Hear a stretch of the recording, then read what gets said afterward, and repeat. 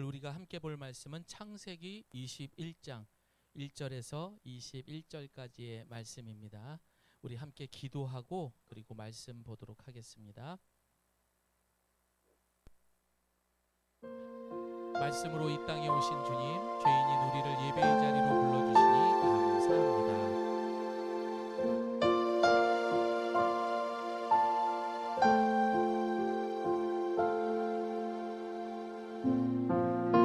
예수님의 이름으로 감사하기도 드립니다. 아멘. 자, 우리 한 절 한 절 같이 교독하겠습니다. 그리고 마지막 절은 합독하도록 하겠습니다. 2월의 첫 주일인 만큼 마음을 굳게 다짐하고 오늘도 말씀에 경청하시기를 바랍니다. 여호와께서 말씀하신 대로 사라를 돌보셨고 여호와께서 말씀하신 대로 사라에게 행하셨으므로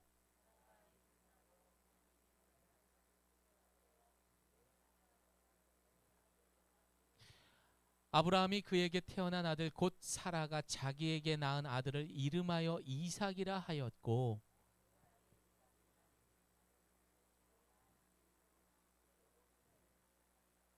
아브라함이 그의 아들 이삭이 그에게 태어날 때에 100세라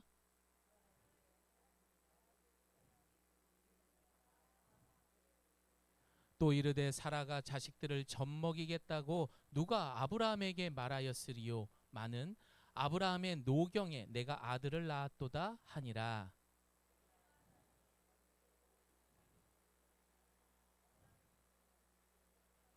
사라가 본즉 아브라함의 아들 애굽 여인 하갈의 아들이 이삭을 놀리는지라.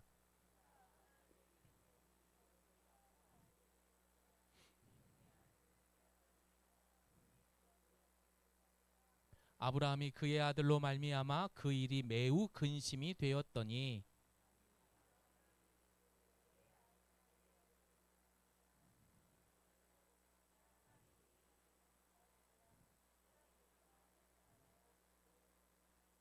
그러나 여종의 아들로 내 시인이 내가 그로 한 민족을 이루게 하리라 하신지라.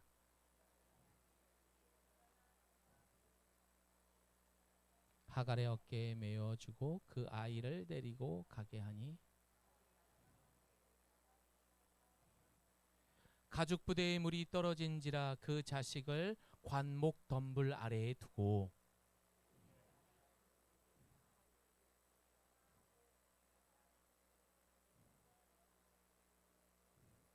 하나님이 그 어린아이의 소리를 들으셨으므로 하나님의 사자가 하늘에서부터 하갈을 불러 이르시되 하갈아 무슨 일이냐 두려워하지 말라 하나님이 저기 있는 아이의 소리를 들으셨나니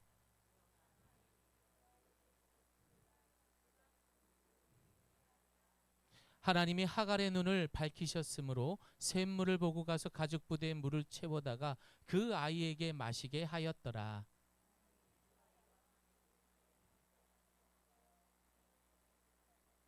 함께합니다. 그가 바란 광야에 거주할 때에 그의 어머니가 그를 위하여 애굽 땅에서 아내를 얻어 주었더라. 아멘.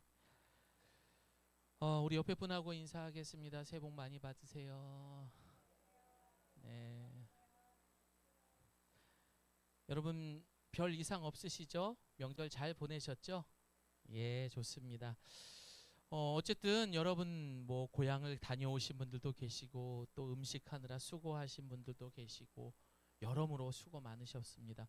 무엇보다 여러분 모두가 안전하게 그리고 건강하게 다시 할 뿐입니다. 우리 옆에 분하고 한 번 더 인사하겠습니다. 다시 볼 수 있어 감사합니다. 여러분 제일 큰 감사. 여기 문 좀 닫아주세요. 예. 이번 명절 기간을 통해서 저는 좀 느낀 게 있습니다. 아무래도 이제 또 새해다 보니까 여전히 새벽에 일찍 일어나서 좀 마음을 정결하게 하고 또 그렇게 제 루틴이 있습니다. 아침에 제일 먼저 일어나면은 집에 있는 쓰레기 분리수거가 제가 가장 먼저 하는 일입니다. 그렇게 하면서 아침 말씀을 묵상하고 그리고 한 3번 정도를 들으면서 계속 집 주위를 한번 이렇게 돌면서 묵상을 하는데 말씀을 들을 때마다 또 그 말씀을 듣고 그날 그날 만나는 사람들, 그날 그날 함께하는 가족들, 또 이웃들 이렇게 보면서 신앙생활이 정말 영적으로 우리에게 신앙생활이 아니라 우리 이 명절 기간이 영적으로 참 조심해야겠다. 어떻게 보면은 우리가 경계해야 할 부분들이 있다라는 것을 알게 되었습니다. 그 이유가 명절 전에는 바빠서 피곤해서 경건 생활을 하지 못하겠다라는 분들이 있었습니다. 마음에 손을 얹고 질문해 보십시오. 맞잖아요. 그런데 명절이 되었어요. 그러면 더 말씀을 보고 기도하셨나요? 예. 우리 유혜림 집사님 얼굴을 이렇게 들고 계셔서 혜림 집사님만 하신 것 같네요. 쉬는 날은 좀 달라야 하는데 오히려 더 나태하고 게으른 모습을 보면서 명절과 휴가는 영적으로 좋은 것만은 아니구나라는 생각을 하게 되었습니다. 그리고 또 하나 생각한 것은 사람이 먹고 살 만한 여유 있을 때 정말 조심해야겠다. 내가 갑작스럽게 복권에 당첨이 됐다든지 여러분 그건 재앙이 되는 거더라. 그리고 오히려 내가 하는 일들이 너무 잘 됐을 때 정말 경계해야 됩니다. 그래서 사람의 신앙이 성장하는 때는 언제입니까? 고난당할 때. 예, 고난당할 때 그때인 것 같습니다. 그래서 여러분들 항상 이런 삶의 지혜를 통해서 우리가 어떻게 경건 생활을 해야 될지 그리고 신앙 생활을 해야 될지 그 지혜를 또한 오늘 말씀을 통해서 잘 깨닫고 살아갈 수 있는 저와 여러분 되기를 소망합니다. 사람이 여러분 그렇습니다. 제가 사실 아침에 묵상을 올리는 거 여러분 그 준비하고 녹음하는 거 결코 짧은 시간이 걸리는 게 아닙니다. 그럼에도 명절에 계속 이것을 하는 것은요 여러분을 위한 것도 있어요. 하지만 제 자신을 위해서 하는 겁니다. 이걸 하지 않으면은 진짜 엉망이 되더라고요. 더 늘어지게 되고 뭔가 하루가 그냥 아무것도 물속에 그냥 푹 잠겨서 그 멍멍한 상태, 뭔가 깨어있지 않은 상태. 그러다 보면 하루 종일 텔레비전만 볼 수 있는 거고 하루 종일 사람들 만나서 내가 좋아하는 운동을 하던 게임을 하던 이렇게 되는 게 아닐까 그런 생각을 하게 되었습니다. 그래서 여러분 그러면 좋겠어요. 매일 아침마다 나는 말씀 보겠습니다. 그래야 깨어 있을 수 있습니다. 죄송합니다. 명절 지나고 바로 2월 첫 주일부터 이렇게 잔소리 같은 거 해가지고 여러분 표정이 그렇게 좋지 않은데 얼굴 피시고 다 잘 되자고 잘 먹고 잘 살자고 하는 거니까 우리 힘내보십시다. 자, 저를 따라합니다. 제가 2월도 하면 여러분 화이팅 하는 겁니다. 자, 2월도 화이팅! 자, 기분 좋아졌습니까? 자, 그러나 여러분 기분이 좀 안 좋아질 수 있는 말씀 한번 더 보시겠어요? 자, 찔림이 있는 말씀 함께 읽겠습니다. 시작. 너희에게 화가 있을 것이다. 율법학자와 바리새파와 위선자들아, 너희는 개종자 한 사람을 만들려고 육지와 바다를 두루 다니다가 정작 더 악한 지옥의 자식으로 만든다. 우리가 신앙생활하는 것은 또 한편으로 보게 된다면은 누군가에게 덕이 되고 진짜 우리가 방금 이야기했던 것처럼 잘 먹고 잘 살자. 우리 정말 주 안에서 사랑하며 용서하며 행복하게 살아보자. 그래서 함께 천국 가자. 그래서 우리의 가까운 사람을 전도하기도 합니다. 그런데 내가 제대로 된 신앙생활을 하지 못하는 거예요. 마치 이 본문은 금요일에 우리가 아침 묵상했던 내용입니다. 그 당시에 종교인들이었던 바리새파, 사두개 이런 율법학자 이런 사람들이 바로 그런 사람들이었다라는 겁니다. 오히려 우리가 그렇게 위선자들처럼 행동했을 때에 그 주변에 있는 사람들을 우리가 어떻게 만들어요? 지옥 자식으로 만든대요. 지옥 자식. 심각한 겁니다, 여러분. 나는 잘하고 있는 것 같은데. 왜냐하면 그 당시에 율법학자도 그랬고 바리새파도 그랬고 본인들이 되게 잘하는 줄 알았죠.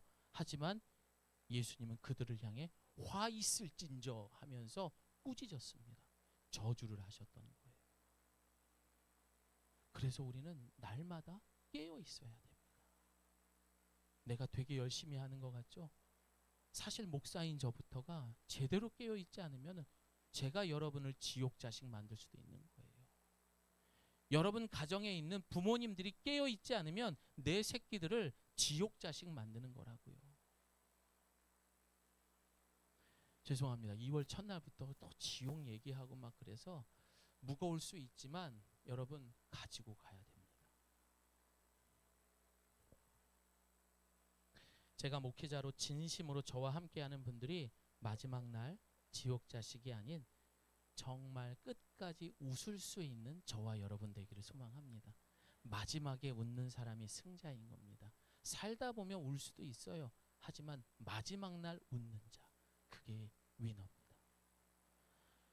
우리는 교회와 가정에서 제사장 역할을 해야 하는 사람들입니다. 그래서 방금 말씀드린 것처럼 매일매일 아침마다의 그 경건 생활이 우리를 영적으로 깨어있게 하고 그리고 영적으로 긴장할 수 있게 되는 겁니다. 그래서 여러분, 저는요 여러분을 좀 괴롭히고 싶어요. 말씀 읽어라, 감사 노트 써라. 여러분, 내가 할 수 있다면 안 하셔도 돼요. 하지만 안 되기 때문에 제가 여러분을 이렇게 하는 겁니다. 한 사람도 낙오하지 않고 마지막 날 저와 여러분 함께 해야 됩니다. 살다 보면 웃는 날도 있습니다. 그리고 우는 날도 있다고 얘기했죠. 하지만 마지막 날에는 무조건 웃어야 돼요. 진짜예요, 여러분. 이게 제 마음 가운데 확신이 없었다면 왜 이렇게까지 하겠습니까?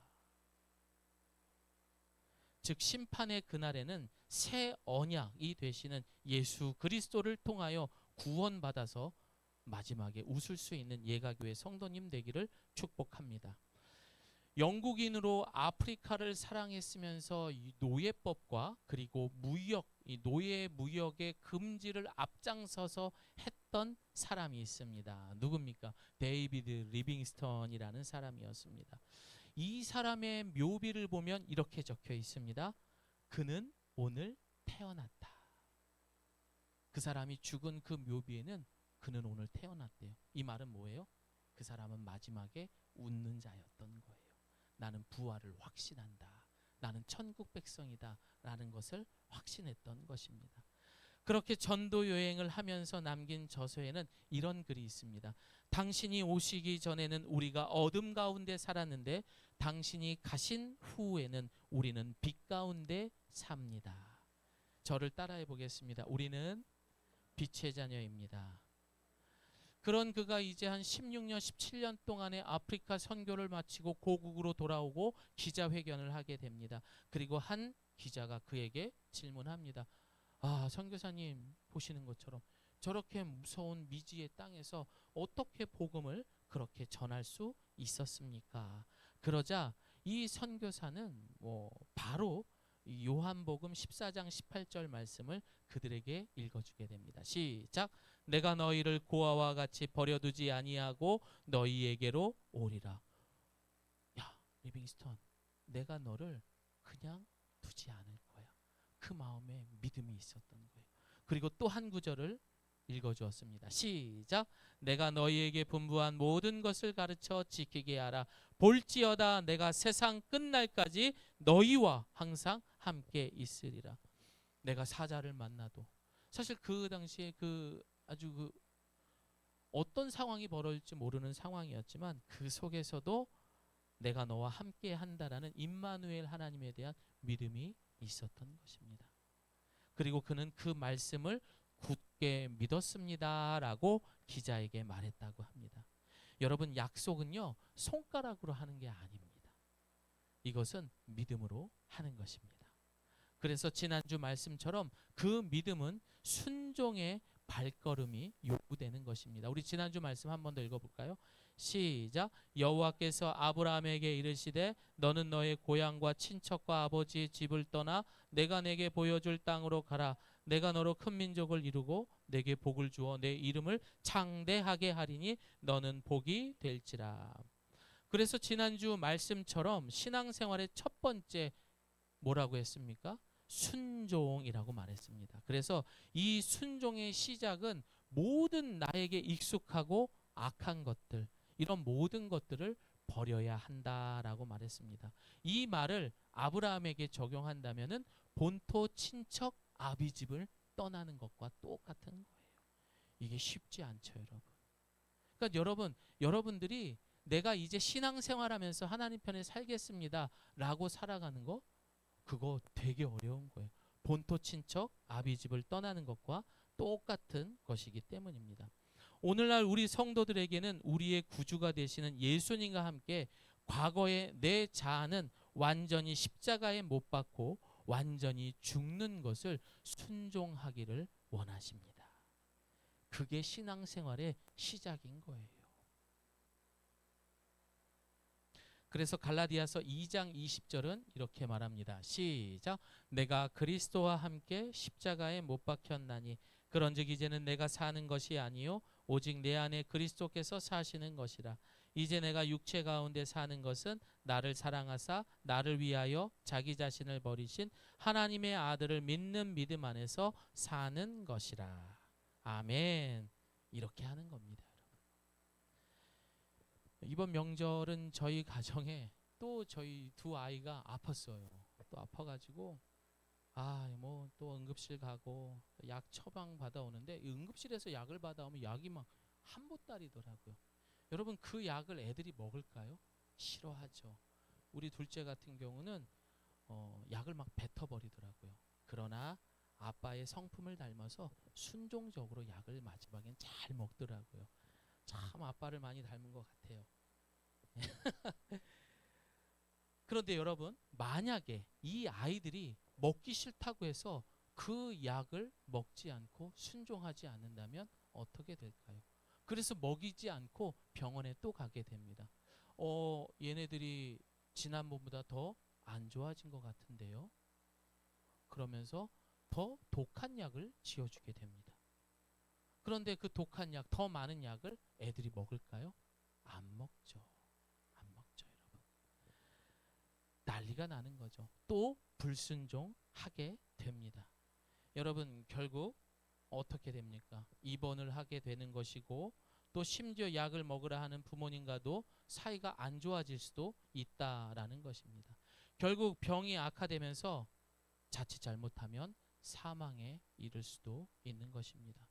이처럼 하나님은 아브라함의 출발도 또 오늘날 우리 성도들에게도 가장 밑바닥인 십자가의 삶에서 하나님을 멀리했던 죄를 해결하고 시작하는 것을 순종하기를 원하셨습니다. 그 이유는 하나입니다. 창세기 12장 2절의 말씀처럼 저를 따라합니다. 내 자녀가 복이 되는 길. 그게 내 자녀가 복받는 길이기 때문에 어려워도 그렇게 하기를 순종하기를 원하셨던 하나님입니다. 여러분 신앙생활은요 진짜 복받기 위해서 하는 거예요. 뭐 어떤 교회에서는 그렇죠. 아유 야 신앙생활은 복 아니요 진짜 복이 뭔데 최후에 웃는 자. 이것만큼 좋은 게 어디 있어요. 복받는 거 맞죠. 항상 그 염려를 두세요. 울 수도 있다. 울 수 있죠. 주저앉을 수 있죠. 넘어질 수 있죠. 하지만 마지막에 웃을 수 있다는 거. 그게 보장된 거잖아요. 여러분 믿으시기 바랍니다. 사랑하는 여러분 아직도 약 안 먹고 불순종으로 버티고 있는 사람들이 있습니다. 조경훈 집사님 버티고 있습니까? 순종합니까? 겁을 먹었네. 지금 겁을 먹었어. 막 말을 더듬으면 순종하겠다고. 좋습니다. 겁을 먹어야죠. 그것을 뭐라고 해요? 하나님을 경외하는 모습이에요. 하나님을 두려워해야죠. 순종해야죠.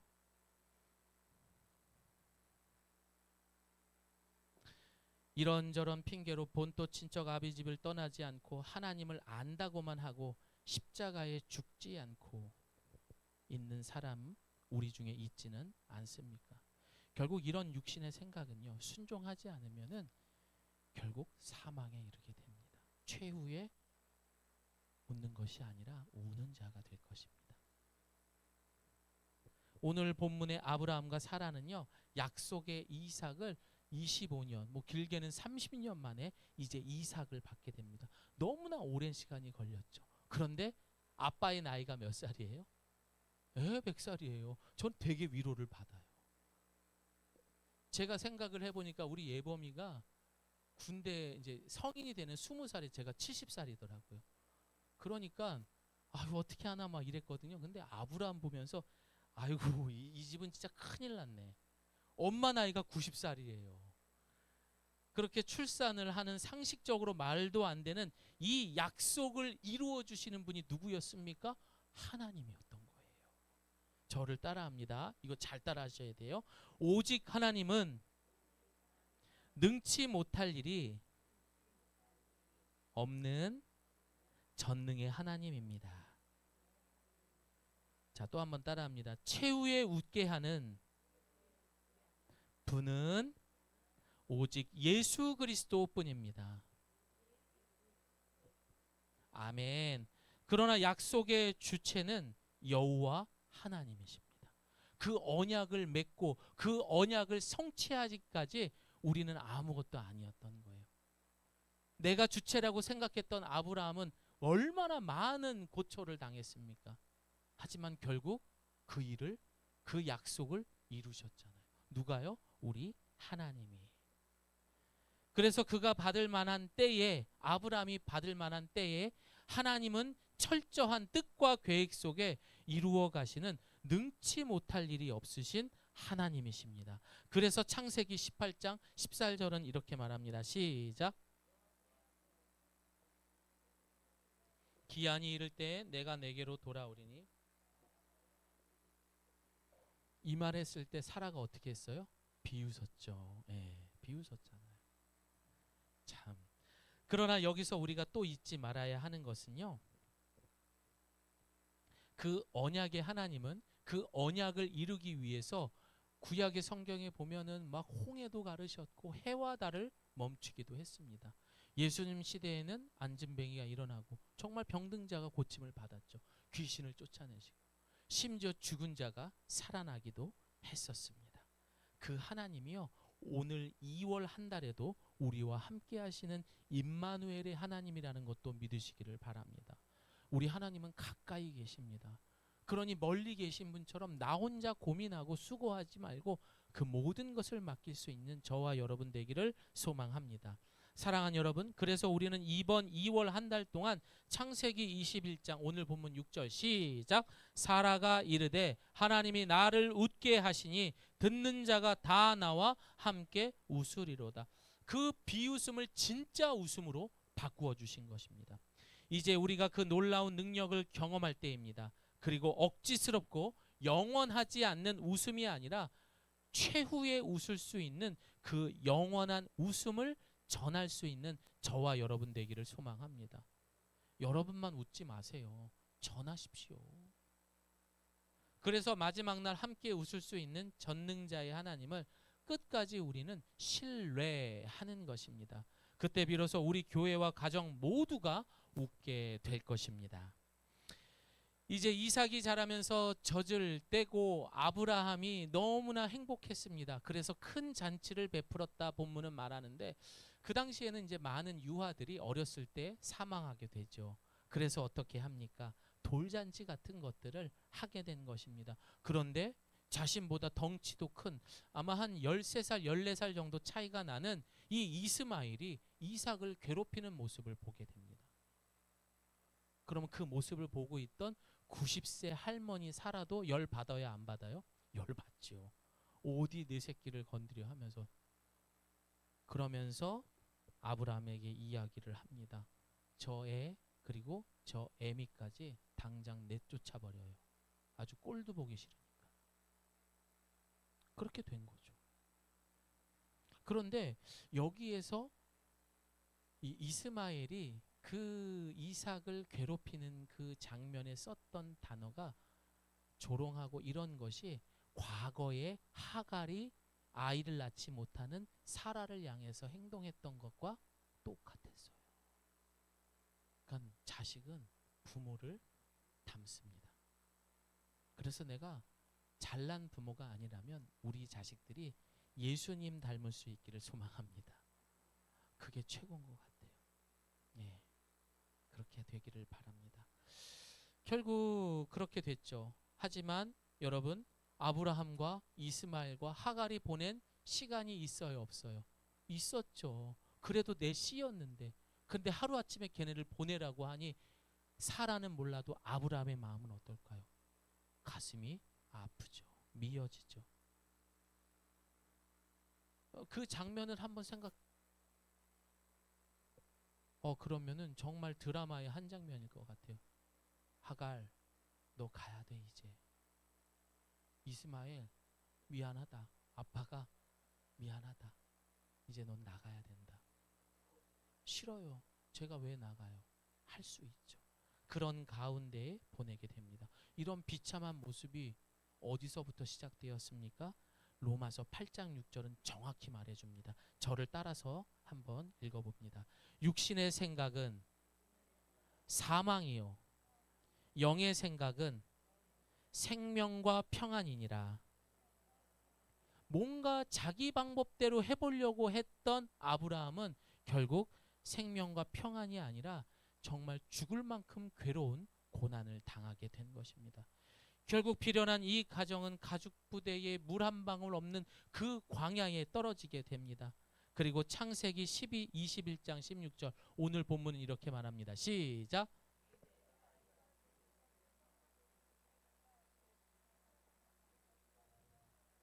바라보며 소리내요.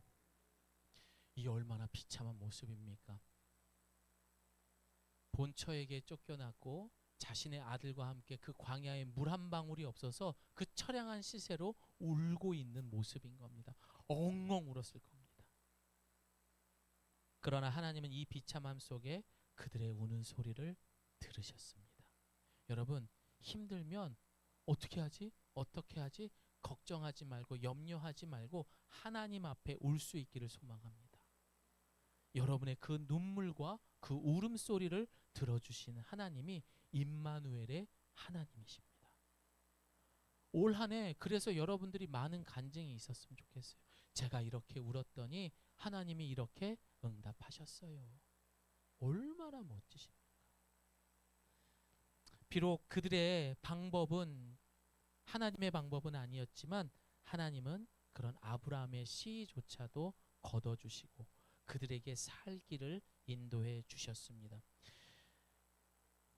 여러분, 이것이 바로 형통의 삶, 그것은 내가 주체해서 될 일이 아니라는 거예요. 여러분, 그러니까 내가 여러분 살아가면서 잘 먹고 잘 산다? 여러분, 그게 내 마음대로 하는 게 아니라는 거예요. 하나님 주권에 있더라고요. 그래야 최후에 웃을 수 있습니다. 이제 말씀을 마무리하겠습니다. 그럼 진짜 최후에 웃는 것은 무엇일까요? 그리고 어쩌면 설명할 수 없는 100세의 노부부를 통해 이삭이라는 생명이 잉태되는 장면이 오늘 나오는 거예요. 100살의 할아버지와 90세의 할머니에서 이삭이 태어난 거예요. 그리고 10달 동안 아이를 품어야 되는 거잖아요. 또 그 아이를 키워서 젖을 뗄 나이면은 3살 정도, 3년 동안 사라가 그 정도의 체력을 가졌다라는 거예요. 이게 얼마나 대단합니까? 그런데 이 이야기를 한번 생각해 보면은 신약 성경에 결혼하지 않는 처녀가 아이를 낳았어요. 누구예요? 마리아죠. 동정녀 마리아가 결혼도 하지 않은 처녀가 아이를 성령으로 잉태합니다. 바로 예수님의 이야기를 또 볼 수 있는 겁니다. 그렇습니다. 이삭의 이야기는요, 이 땅의 구원자로 오실 예수 그리스도에 대한 하나의 예표인 것입니다.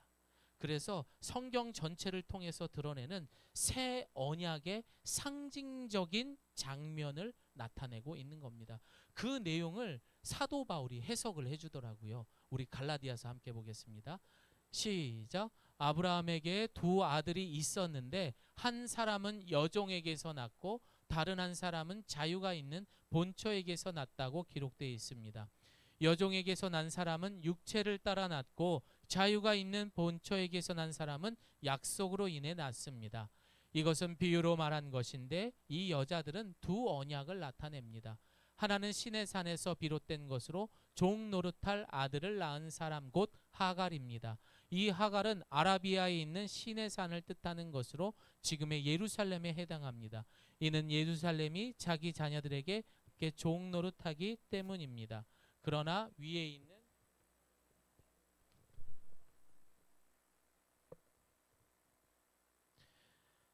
그러니까 사도 바울은 이것을 해석하기를 아브라함에게는 두 아들이 있었는데 여종에게서 난 아들, 그리고 또 하나는 본처에게서 태어났고, 여종은 육체를 따라 낳고 또 한 사람은 자유한 여자로서 약속에 따라 낳았다. 하나님의 언약 가운데 태어났다라고 말합니다. 그러나 그 태어난 때가 말도 안 되는, 상식적이지 못한 그런 하나님의 주권 가운데 그 아이가 태어난 것입니다. 우리가 아는 것처럼 아브라함은 자기 생각대로 여종에게서 아들을 낳았고, 자기의 본처는 아이를 낳을 수 없는 몸이었습니다. 그러나 하나님의 말씀으로 낳은 것입니다. 자, 잘 들어보세요. 이제 바울은 이것을 비유라고 말하고요, 이 여자들은 두 언약을 말하는 것입니다. 하갈과 그리고 누구죠? 사라, 그리고 이스마엘과 그리고 이삭은 두 언약을 말합니다. 어떤 언약? 구 언약과 그리고 새 언약에 대한 이야기인 것입니다. 즉 구 언약인 이스마엘을 통해서 자신의 구원의 뜻과 계획을 이루어가는 것이 아닌 새 언약의 증표인 이삭을 통해서 이루어 가시는 하나님이다라는 것을 오늘 본문을 통해서 보여주는 겁니다. 한 여자는요, 신의 산으로부터 종을 낳은 자로 하갈이라고 말합니다. 하갈이란 아라비아에 있는 신의 산을 말하는데 지금의 예루살렘이라고 성경 본문은 말해요. 그럼 이 말이 무슨 뜻이냐? 신의 산에서 모세가 뭘 받았죠? 율법을 받았잖아요. 십계명을 받았잖아요. 그게 바로 하나님과 이스라엘 백성의 첫 번째 언약이 되는 거예요. 그게 뭐예요? 그게 구 언약이었던 거예요. 그런데 문제는 뭡니까? 오늘날 이 신의 산을 지금 예루살렘이라고 말했는데, 지금 바울이 살고 있는 이 시대의 예루살렘에 보니까 그 성전 안에서 바리새인들, 율법학자들, 이 사람들이 여전히 새 언약이 되시는 예수 그리스도가 아니라 구 언약이 되는 그 율법에 매여서 행위적인 종교인으로만 살아가고 있는 모습을 비판하고 있는 것입니다. 이스마엘은 엄연한 구 언약입니다. 억지스러웠던 거죠. 하지만 그걸로는 율법을 완성할 수가 없어요. 그 구 율법, 그 구 언약으로는 결코 구원에 이를 수 없다라는 거예요. 최후에 웃을 수 없었던 거예요. 하지만 약속된 언약 가운데 새 언약을 맺으신 예수 그리스도만이 우리를 최후의 웃는 자로 인도해 주신다는 거예요. 그래서 오늘 본문은요, 하나님이 이 아브라함 가정에 들어와 가지고 그 가정 문제를 해결해 주는 것이 아니라 앞으로 오실 예수 그리스도가 어떤 분인지 구 언약과 새 언약에 대한 것을 예표로 우리에게 보여주시는 내용이었던 거예요. 그래서 사도 바울은 마지막에 갈라디아서 4장 30절에 뭐라고 말합니까? 시작. 형제들이여, 여러분은 이삭과 같이 하나님의 약속을 따라 태어난 하나님의 자녀입니다. 왜? 우리가 예수 그리스도를 이제 영접했으니까. 시작. 사람의 방법으로 태어난 이들이 성령의 방법으로 태어난 아들을 괴롭히듯이 지금도 그러합니다. 이것은 밖에서 우리를 괴롭힌다, 뭐 바리새인 이런 것도 있지만 오늘날에는요, 우리 안에 성령에 임하지 못한 악한 모습들이 있습니다. 그래서 우리 안에서 늘 싸우고 있잖아요.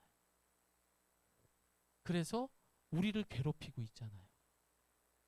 똑같은 내용인 것입니다. 저를 따라합니다. 나는 새 언약 백성입니다. 그럼 그 약속을 이제는 내 소견이 아닌 창조주이며 구주가 되시는 하나님의 주권 가운데 이루어 가시는 하나님께 순종하십시오. 그리고 나는 죽고 예수만 따라가는 새 언약, 즉 아브라함처럼 복의 자녀들이 되기를 예수님의 이름으로 축복합니다. 아멘. 암만 열심히 말씀 보고 기도하고 뭐 한다 하더라도 안 됩니다. 내일 아침 묵상에 구체적인 그 내용이 또 이 마태복음 20장에 나오게 될 겁니다. 이 외식하는 자들이 결코 구원에 이를 수 없다라는 거. 그런데 우리 주변에 되게 많아요. 그게 왜 그런 줄 아세요? 대한민국의 기독교 문화더라고요. 참 그런 외식하는 문화가 많습니다. 그러나 우리가 구원받을 수 있는 그런 모습은 외식이 아닌 오직 예수님을 통해서만 구원받을 수 있습니다. 그러니까 끝까지 최후에 웃고 싶습니까? 끝까지 예수님 잘 믿기를 소망합니다. 우리 함께 기도하겠습니다.